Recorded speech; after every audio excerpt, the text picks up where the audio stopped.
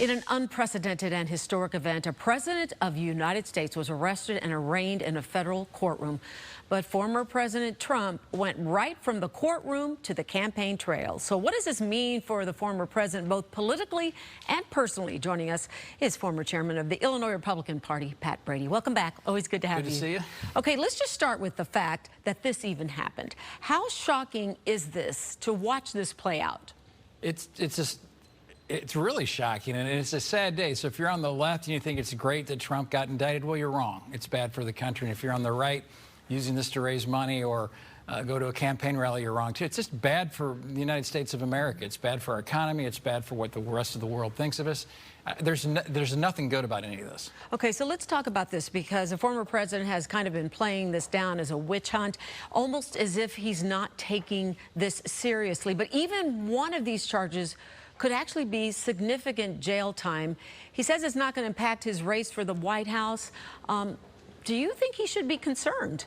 Oh, yeah, I read the indictment, and it's pretty damning. It's what they call a speaking indictment, and it laid out the facts. And granted, this is only probably 1/3 or a quarter what the feds actually have against him. So it's real serious, and there's potential jail time. But again, politically, this helps him. He had a big rally. His numbers continue to go up, and he raises money off it. But yeah, I'd be taking it very seriously. I really feel bad for his co-defendant, his buddy that got indicted as well. I mean, he's kind of just standing there, probably not knowing what hit him. Yeah, let's talk about that, because you know people tend to forget there is a co-defendant. Yeah, he's a Marine. I mean, the guy's a patriot. So tell me a little bit about that and what was interesting in the indictment that maybe those of us who haven't read the whole thing might not be aware of.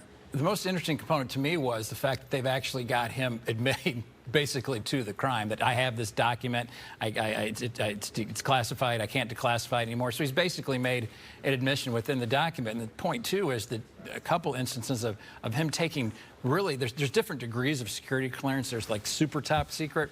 He had these documents, the most sensitive documents the government produces, and he's shown them around to people at Bedminster about nuclear secrets or nuclear capabilities, about Iran invasion plans. I mean, stuff that people could die from if people find that information out. So reckless and irresponsible. But again, he deems it a witch hunt.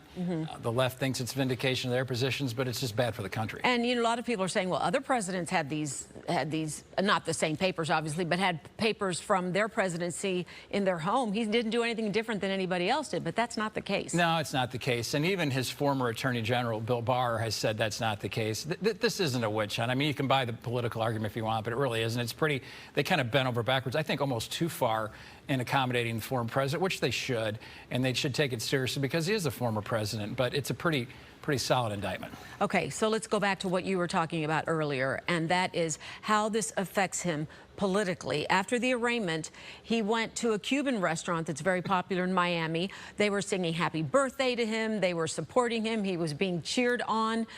You think that all of this publicity is helpful? Yeah, just like last cycle. I think they figured out he got $1 billion in free media in the 2016 race.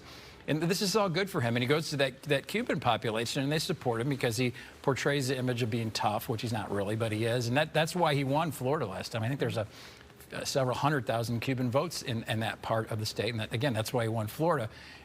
But it's only primary politics. It doesn't help him in the general election, because the independents, where the voters you need to actually win an election nationally, don't like it at all. So in my opinion, as a Republican, I want Republicans, I want conservatives to win.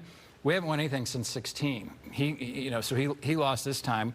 We lost the House and the Senate, and then he lost. And we even lost seats here. I think we can blame directly on the Trump effect. Whether you like his policies or not, the political reality is this behavior, all this we saw yesterday, is horrible for Republican candidates.